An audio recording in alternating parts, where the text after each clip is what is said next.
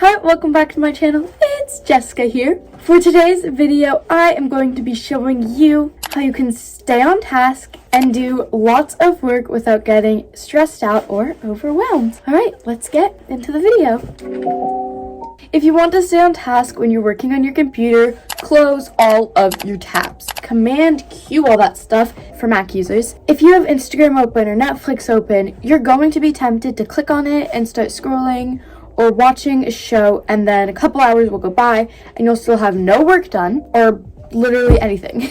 The simplest way to stay focused is do not disturb or focus mode if you're on an iPhone. If you have an iPhone, I would suggest creating a focus mode called studying, where the only things you have allowed are your parents or your roommates if you have any, and then no apps allowed at all. It'll stop all of your distractions. You will get no notifications unless it's something extremely urgent, and it will be great. If you want to stay on task and not get distracted by a ton of little things, clean up your workspace. All of your trash and your old papers, dishes, recycling, all of that stuff. For me, sometimes when I have everything around, it stresses me out and it's like, So cleaning up everything really helps a ton.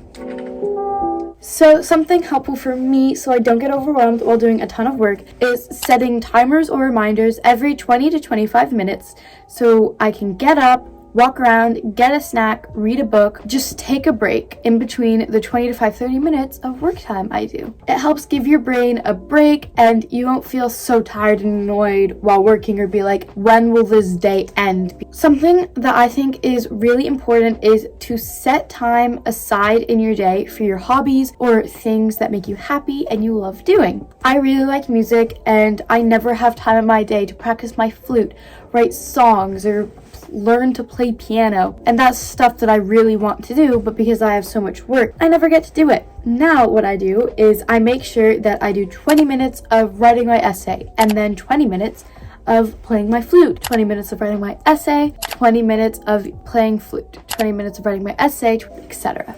Alright, thank you so much for watching this video. Make sure to give this video a big like if you like this type of video. If you don't give it a thumbs down. Comment down below what you would rather see instead. Don't forget to subscribe to my channel and whack the notification bell so that when I post a brand new video, you will get notified. Bye!